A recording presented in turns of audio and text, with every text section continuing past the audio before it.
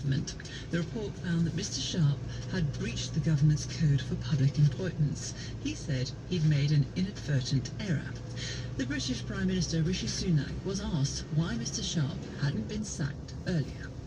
This is about doing things properly and professionally, and when concerns are raised, it's right that there is a proper process, an independent process, that we don't prejudge, we allow it to carry on, establish the facts of what happened, reach a conclusion. That's happened. Richard Sharp has resigned, but it's right that we do these things properly and professionally. I think most people will think that's the right thing to do. We got more from our UK political correspondent Rob Watson on Mr Sharp's resignation. This report has basically sort of said, look, it's not so much what he did, but the fact that he didn't tell everybody who was involved in that process of appointing him. And why does that matter? Well, you know, for the obvious reason that you'd probably want to know if the guy who's going to be chairman of the BBC had any involvement, no matter how kosher the involvement, in facilitating a loan for the Prime Minister. And we have to stress, it wasn't Mr Sharp who made this loan, but he did play a role in introducing the person who then went on to make the loan to Boris Johnson. Yes, and in a sentence he says, and I don't think this inquiry or the MPs have particularly disputed that, it's not that he did anything wrong, it's just that he didn't tell them about it. And this has been brewing for quite a long time. Some people are saying this has taken an awfully long time to come to this point. Why so long? It's taken this long because I think Mr Sharp was very keen to stay on. I mean, he really likes being chairman of the BBC. It's something that, you know, he says he takes seriously. It's a very exciting role in the media world.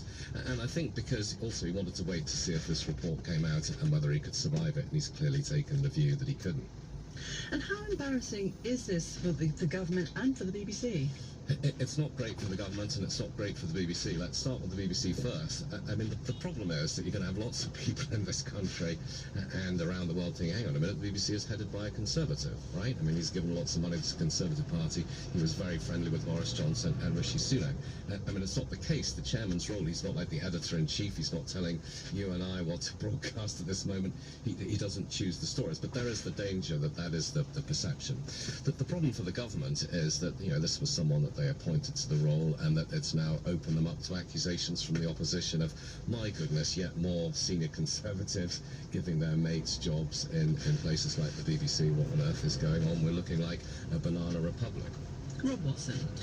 He's going to be the first disabled astronaut to go into space, and John McFall, a British Paralympian who's been recruited as the European Space Agency's first para-astronaut, has had a taste of what it will be like in orbit, experiencing zero gravity for the first time on a simulated parabolic flight. Mr McFall, who has a prosthetic leg, has been testing how easy it is for people with a physical disability to live and work in space. Our science editor, Rebecca Morell, was there with him. The parabolic flight works by climbing steeply, then nosediving back down. In between, you experience moments of weightlessness. Get ready, here we go. John gently rises off the floor, floating towards the ceiling of the plane. And here we are, weightless. Absolutely amazing. This is what it feels like.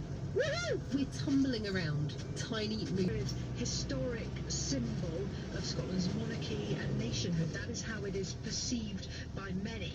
And its move south was amid very tight security and secrecy. It took a lot of negotiation to get in and film it.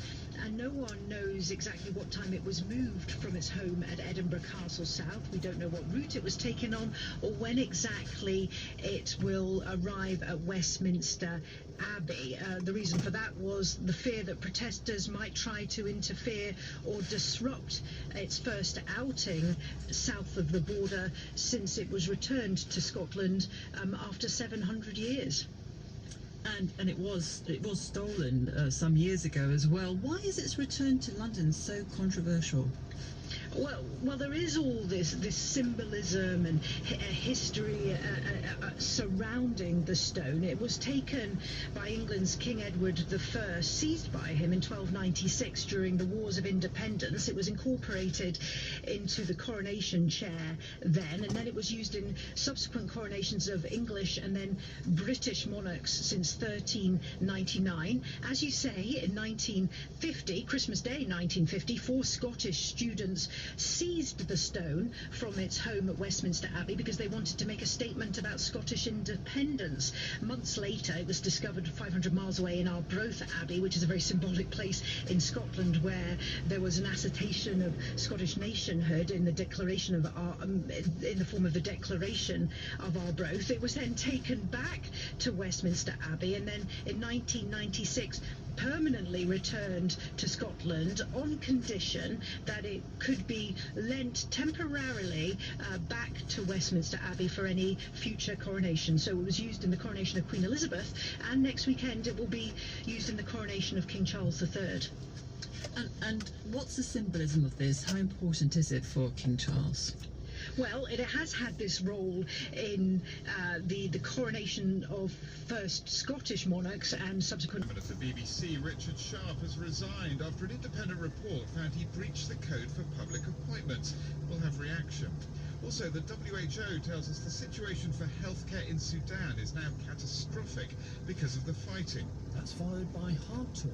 Today, the guest is the German politician Niels Anna.